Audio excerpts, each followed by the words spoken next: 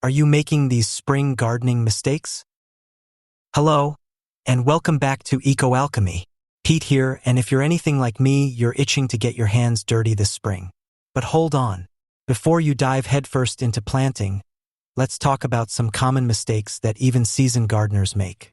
Trust me, learning from these can save you a lot of heartache and help you grow the garden of your dreams. Spring fever is real. Those sunny days are incredibly tempting, and you just want to get those seedlings in the ground. But patience. Your soil might still be too cold, especially at night. This is a big problem for heat-loving plants like tomatoes, peppers, cucumbers, and squash. Even one chilly night can stunt their growth permanently. So how do you know when it's safe? First, find your last frost date for your area. Then, make sure your soil is at least 60 degrees Fahrenheit before transplanting those warm weather goodies. A soil thermometer is your best friend here, but if you don't have one, use the hand test. If the soil feels cold and damp to the touch, it's not ready yet. Imagine going from a cozy indoor life to running a marathon in the blazing sun. That's what it's like for seedlings that haven't been hardened off. Whether you grew your plants indoors or bought them from a nursery, they need time to adjust to the harsh realities of the outdoors. Hardening off means gradually introducing them to sunlight, wind, and cooler temperatures over about 7 to 10 days. Skipping this step can lead to sunburned leaves, transplant shock, or stunted growth. Think of it as physical therapy for your seedlings, preparing them for the big leagues. Start by putting them outside for an hour or two in a sheltered spot, and gradually increase the time each day.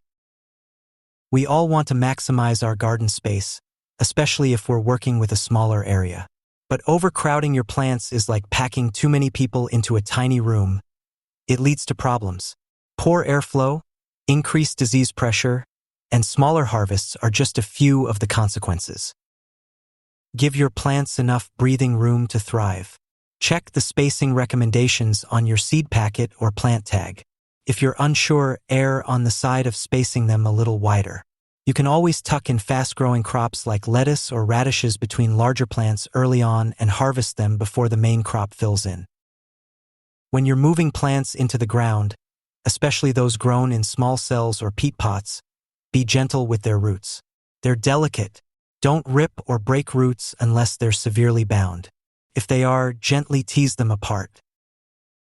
Try to transplant in the evening or on a cloudy day to reduce stress on the plants. Water them in immediately after planting. A little mycorrhizal inoculant in the planting hole can also help jumpstart root growth. These beneficial fungi form a symbiotic relationship with the plant roots, helping them absorb nutrients and water more efficiently. It's easy to assume that the spring rains will take care of all your watering needs. But windy days and stronger sunlight can dry out the top layer of soil surprisingly fast. Young seedlings and direct-sown seeds need consistent moisture to get established. Don't let them dry out. Water early in the day so the foliage has time to dry before nightfall, which can help prevent fungal diseases. Check the soil moisture often by sticking your finger an inch or two into the soil. It should feel moist but not soggy.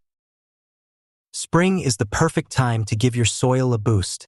Before you start planting, amend it with compost, adjust the pH if necessary, or mix in slow-release organic fertilizers. Planting in tired soil without giving it a little love is like trying to run a marathon on an empty stomach.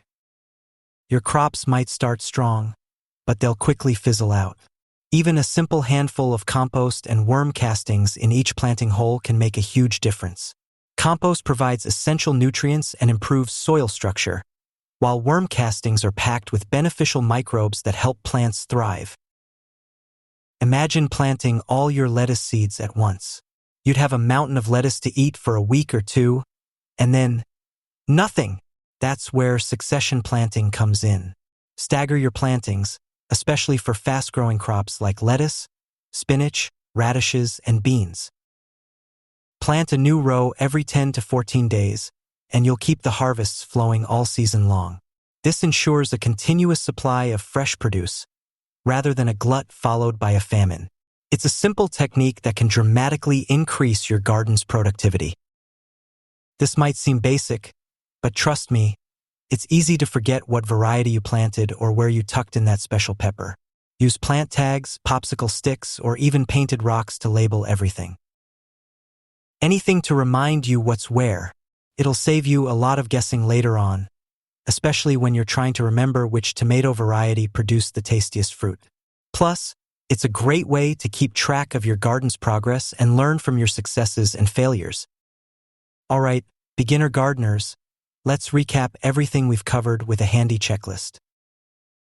Don't rush planting, wait for warmth. Harden off your seedlings. Watch your spacing. Handle roots gently. Keep soil moist and rich. Plan your plantings in waves.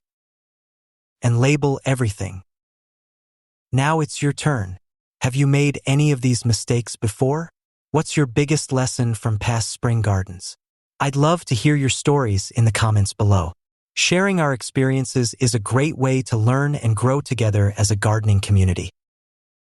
If this video helped you avoid some common spring planting pitfalls, give it a thumbs up, share it with your fellow gardening friends, and subscribe to EcoAlchemy for more tips and tricks to help you grow a thriving garden. We're building something amazing here, one smart garden decision at a time. Don't forget to hit that notification bell so you never miss a new video. Now get out there, get your hands dirty, and start planting. I can't wait to see what you grow. Happy gardening, and I'll see you in the next one.